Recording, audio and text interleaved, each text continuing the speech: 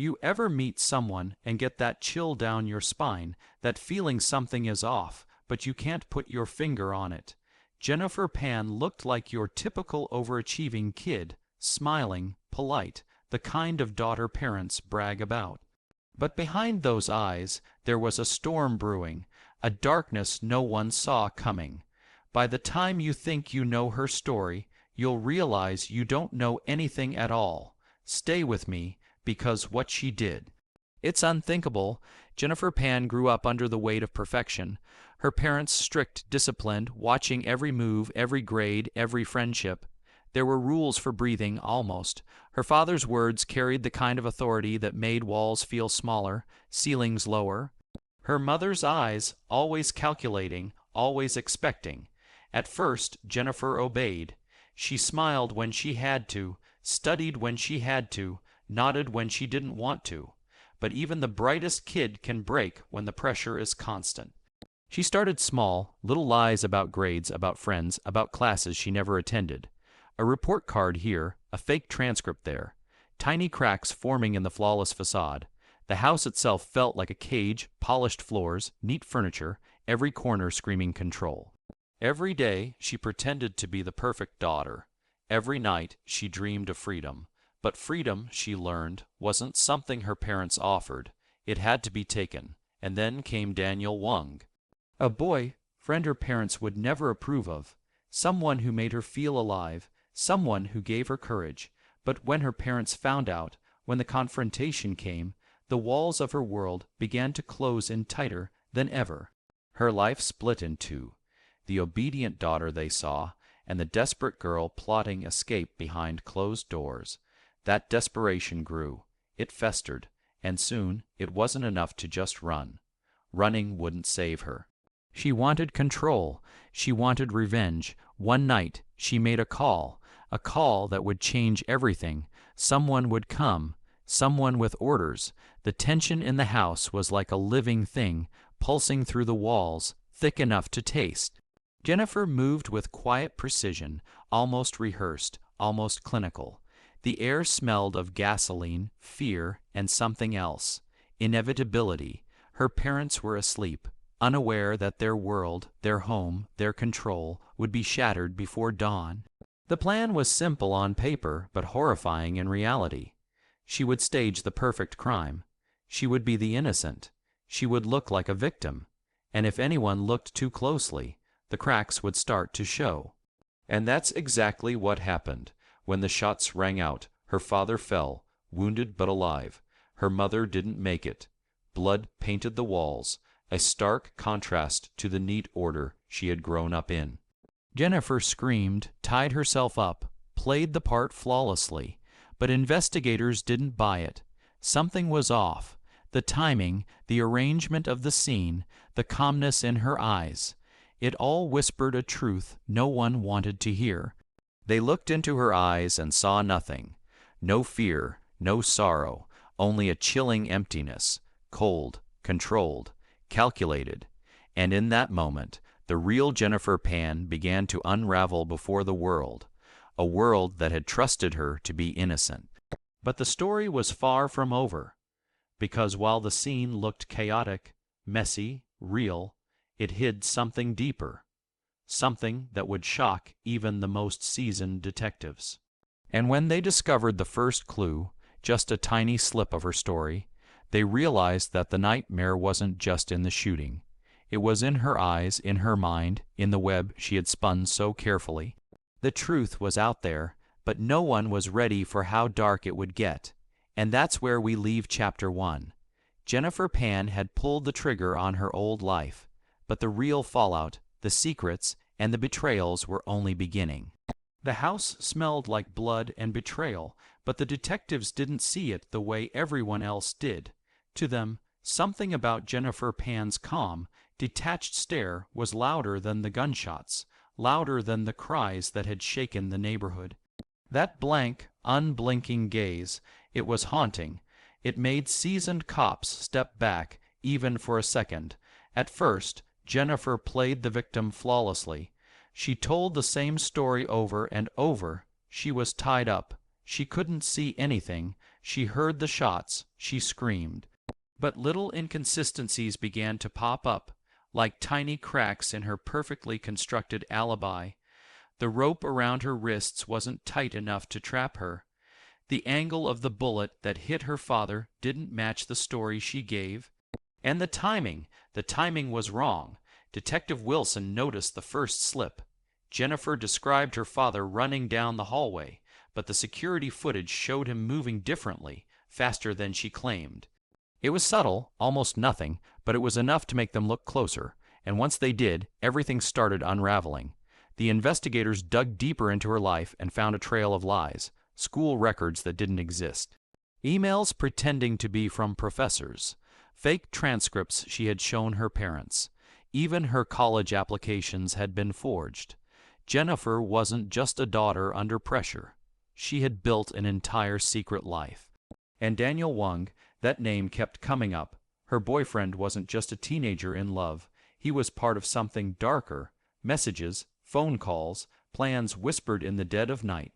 They uncovered payments, small sums that didn't make sense, until they realized Jennifer had been coordinating something far more sinister than anyone could imagine.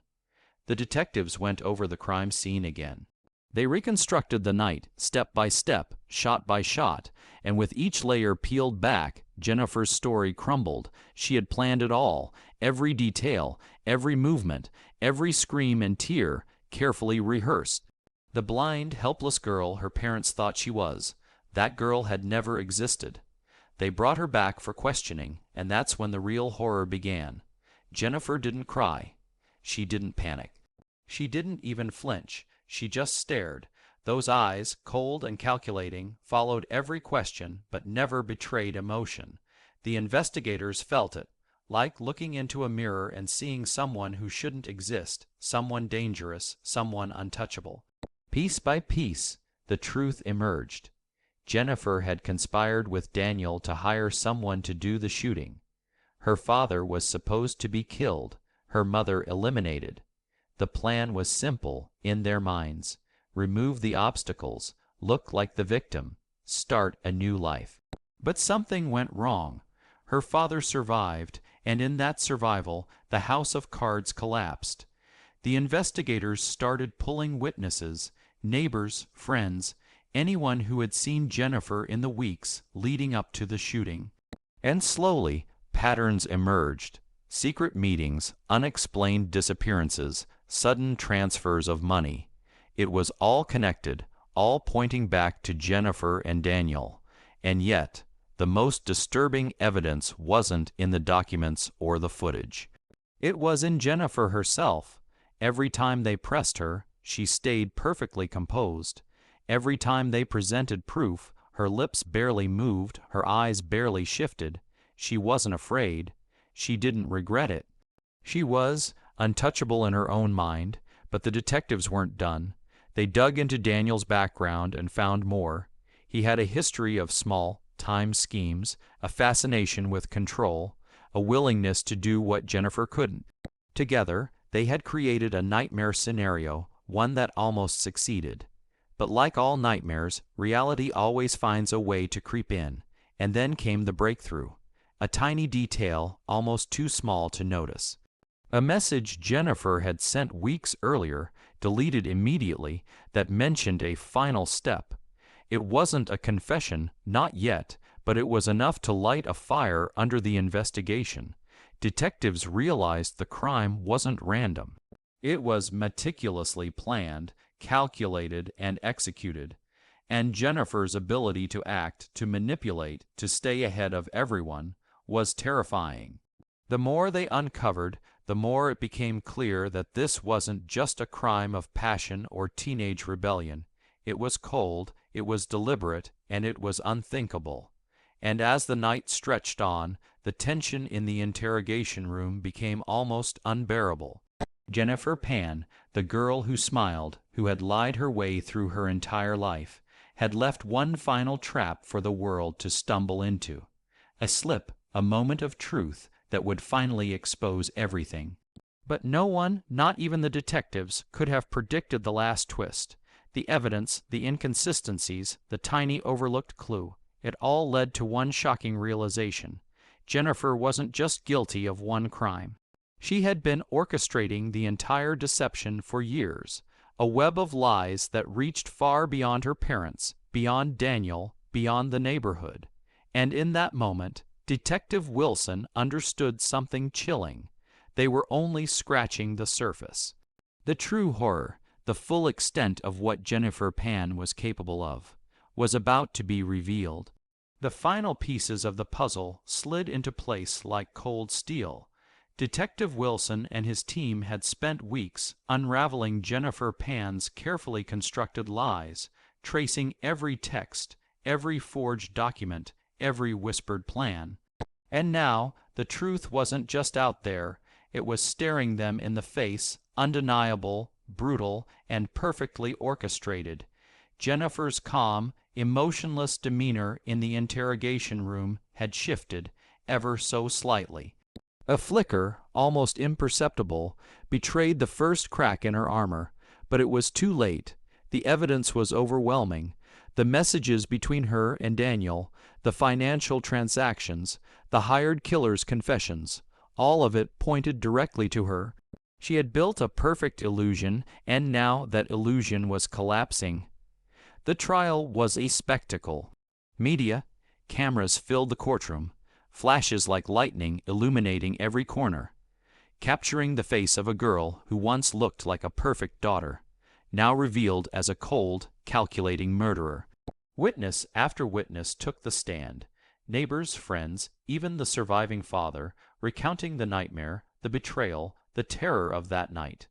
The most haunting testimony came from the investigators themselves. They described her gaze, the emptiness in her eyes that had made them feel as though they were staring into a void. That gaze, emotionless and controlled, had been the window into her mind, a mind capable of orchestrating murder with meticulous precision. People in the courtroom shivered as the description sank in.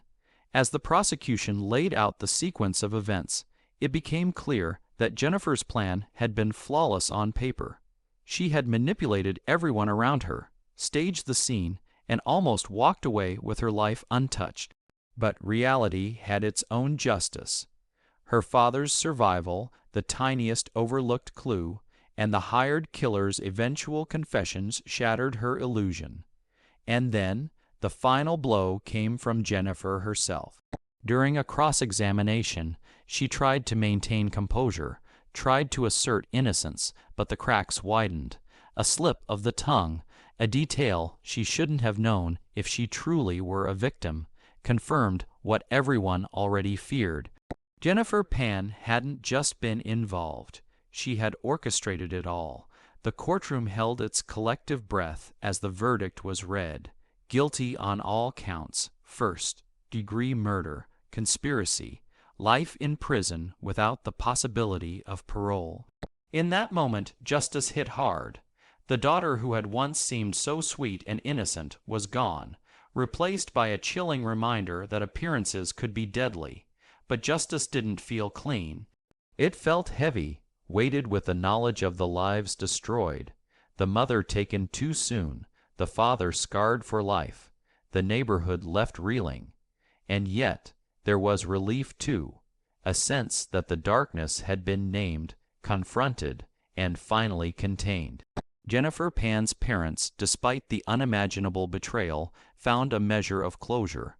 Her father, who had survived, carried the scars and the memories, but he could finally speak her name without uncertainty, without wondering if the truth would ever come out. Her mother's death remained a wound that time could not heal, but the knowledge that the mastermind had been caught brought a bitter justice. And the chilling part, the part that would haunt everyone who had followed the case, was the realization that Jennifer had almost succeeded. Almost walked away, almost rewritten her life while leaving devastation behind. It was a reminder that evil often hides behind the familiar, behind the face of a daughter, a friend, a neighbor. In the quiet of the courtroom after the verdict, Detective Wilson finally exhaled. Years of investigation, hours of sleepless nights, months of piecing together lies, had culminated in this moment. Jennifer Pan would never harm anyone again, and the truth, as horrifying as it was, had been revealed. As she was led away, those eyes, cold, empty, controlled, glanced back once, not remorse, not fear, just a flicker of something inscrutable. The perfect daughter, the master manipulator, was gone, replaced by a prisoner of her own making. And for the world outside the courtroom, the story became a cautionary tale, a tale of ambition, deception, and the darkness that can hide behind a familiar face. A tale that reminded everyone that sometimes the people you trust the most can be the ones capable of the most unimaginable acts. The final shot lingered on the house where it all began, the neat floors, the polished walls, the quiet street, and for the first time in years it felt empty in a different way, not with control, not with perfection, but with silence. A silence that spoke louder than any scream, a silence that carried the weight of justice finally served, and in that silence the world realized one terrifying truth: never underestimate the shadows hiding in the eyes of someone you think you know. The case was closed, but the memory would never fade. Jennifer Pan's story ended not with an escape, not with freedom, but with the cold, inescapable grip of justice. And in the end, all that remained was a chilling reminder echoing through the empty halls. Look into my eyes and see the truth that no lie can ever hide.